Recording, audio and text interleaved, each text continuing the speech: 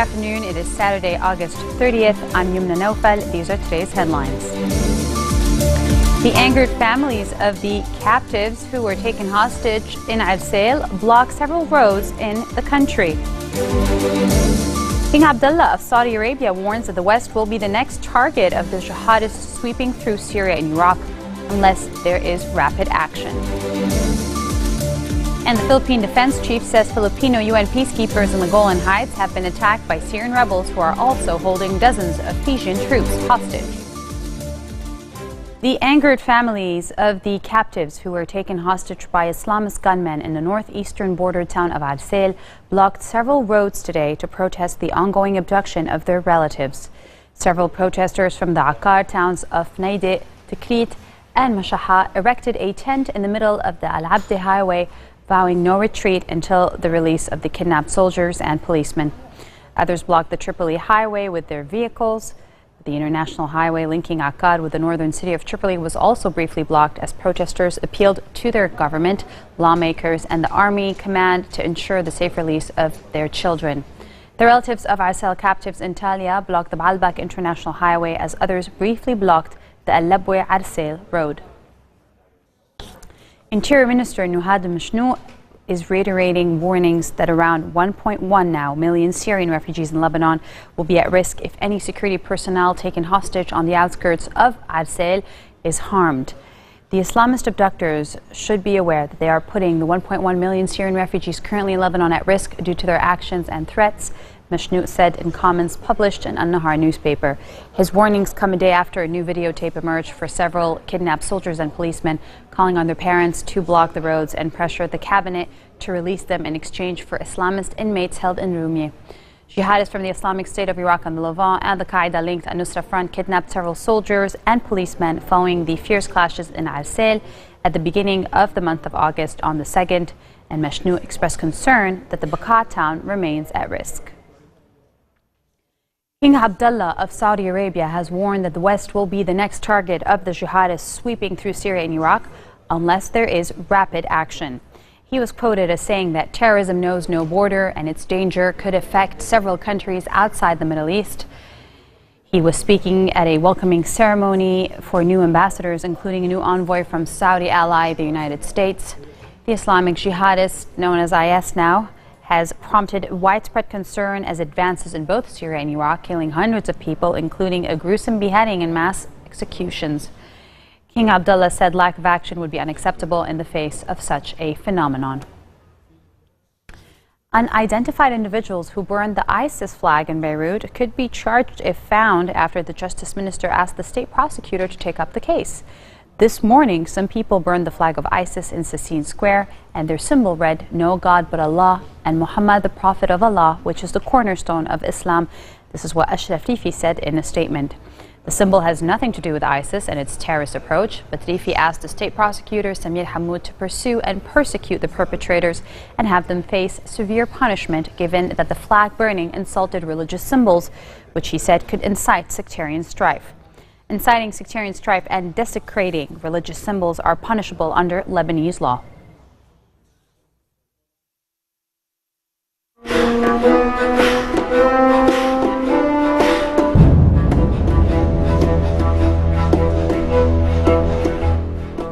The Philippine Defense Chief says Filipino UN peacekeepers in the Golan Heights have been attacked by Syrian rebels who are also holding dozens of Fijian troops hostage. Defense Secretary Voltaire Gazman said in a series of text messages that Filipino troops manning one UN encampment have been extricated, while soldiers in another encampment are now under attack. Gazmin said the attack started earlier this morning, according to Syrian time. He did not say whether there were any casualties, but asked how the troops were doing, he responded that they had high morale. Syrian rebels seized 44 Fijian peacekeepers 2 days ago and have demanded that 75 Filipinos manning 2 separate UN encampments surrender their weapons, but they have refused. U.S. Secretary of State John Kerry is calling for a global coalition of nations to combat the Islamic State jihadist genocidal agenda. These are his claims and his terms in Syria and northern Iraq. This is in the week ahead of a NATO summit in Wales that will gather leaders from across the Western world. Kerry is advocating a united response led by the United States and the broadest possible coalition of nations in an op-ed printed in the New York Times. This comes as a spokesman for the White House said on Friday that there is no evidence or indication at the moment that the Islamic State group is actively plotting to attack the United States.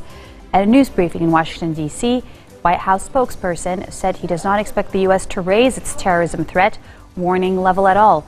This comes after British authorities have raised their terror threat to severe, the country's second highest level, a decision related to developments in Iraq and Syria, though there is no information to suggest an attack is imminent.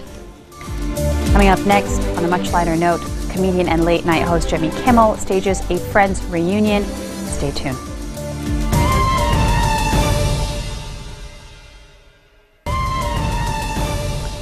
Welcome back. You're watching the 4:20 o'clock news. Iran's President Hassan Rouhani is calling on Western sanctions an invasion after Washington imposed penalties on 25 businesses, banks, and individuals. On Friday, the United States imposed existing sanctions on more than 25 businesses, banks, and individuals suspected of working to expand Iran's nuclear program, support terrorism, and help Iran evade U.S. and international sanctions. The move bars Americans from engaging in transactions with any of the designated parties, freeze their assets, and block their property under U.S. jurisdiction. Iran State TV said the move violated an interim agreement reached with world powers under which Western nations agreed to ease sanctions in exchange for Iran curbing its nuclear activities. A top European Union official says the 28-nation bloc is set to decide new sanctions against Russia as Ukraine's president warns the conflict with Moscow threatens peace and stability for Europe as a whole. This comes as Russia has continued to supply pro-Kremlin separatists in Ukraine with tanks, armored vehicles, rocket launchers, and artillery. NATO Secretary General has said, echoing comments by Western leaders, that the separatists seeking independence are being aided militarily by Moscow. Anders Fogh Rasmussen said on Friday that Russian troops had also fired on Ukraine from both Russian territory and within Ukraine itself. Russia denies intervening in Ukraine by arming separatist rebels or sending soldiers across the border into the cities of Donetsk and Luhansk. The Belgian scientist who co-discovered the Ebola virus has urged compassionate use of experimental Ebola drugs and is calling for concerted efforts to fight the ongoing outbreak in West Africa. Peter Payet, as he is known, who was among the first to identify the Ebola virus in the Democratic Republic of Congo in 1976, said that infected patients should be given immediate access to experimental drugs. Although there is still no known cure, no proven treatment, and no vaccine for Ebola, drug companies are allowed to offer experimental drugs to desperately ill patients. 2 American doctors received a drug called ZMapp. These are antibodies. You've made a personal call for infected patients to be given immediate access to experimental drugs, none of which have been fully approved yet. Do you think this will expose them to higher risk? Well, first of all, when you think of a disease that has a up to 90% fatality rate, compassionate use of experimental drugs is absolutely justified ethically, and that was confirmed by the World Health Organization. But secondly, we need to make sure that this is the last outbreak of Ebola where all we have is isolation, quarantine, and some supportive care. We need to make sure that we have stockpiles of effective therapies, of vaccines, when the next outbreak will come, because there will be a next outbreak. How far off are we from a vaccine for Ebola that's accessible to all?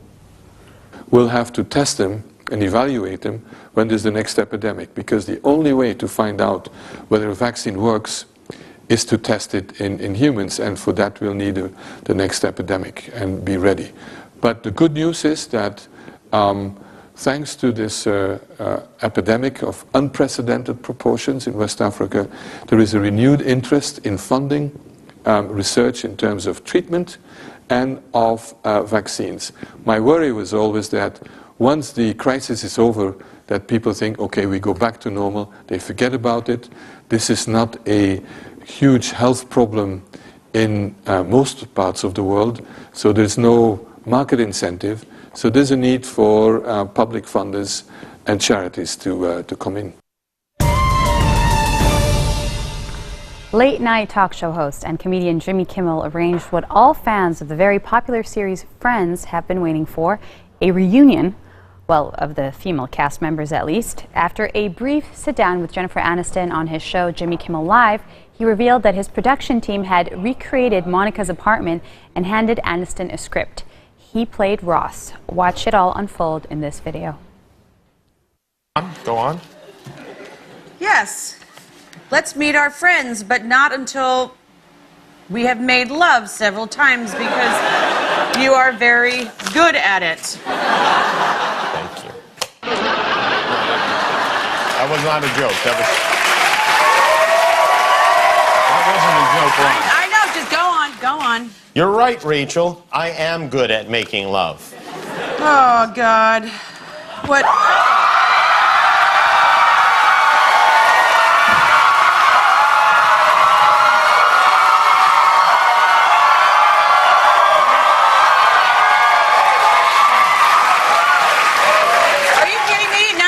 You drag Court into this? That's not Court, that's Monica. Oh, my God. Hi, Monica. Hi, Ross.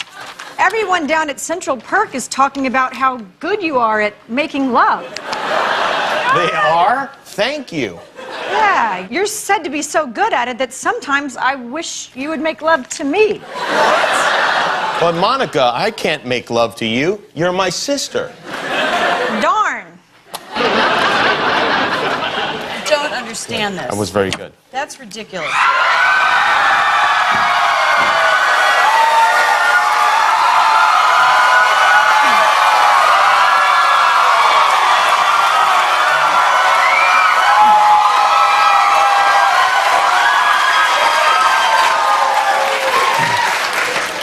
Hey!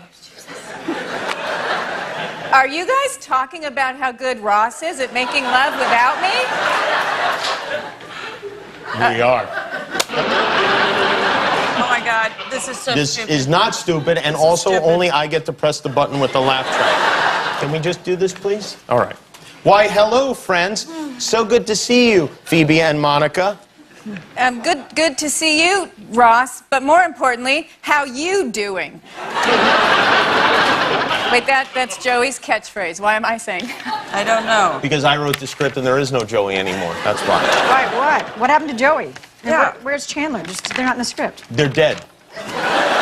Yeah, Marcel the monkey bit them and gave them monkey rabies, and they died. Now, can everyone please try acting like you've been on a TV set before and read the lines? This isn't some kind of improv camp. This is television. This is television, and on that note, let's end our bulletin for today, and let me remind you of our top stories. The angered families of the captives who were taken hostage in Al-Sail blocked several roads in Lebanon. King Abdullah of Saudi Arabia warns the West will be the next target of jihadists sweeping through Syria and Iraq unless rapid action is taken. And a Filipino defense chief says UN peacekeepers in the Golan Heights have been attacked by Syrian rebels who are also holding dozens of Fijian troops hostage. Those are your Saturday headlines live on Future Television. I'll be back tomorrow for all the latest. Yumna Naufal signing off. Have a good weekend.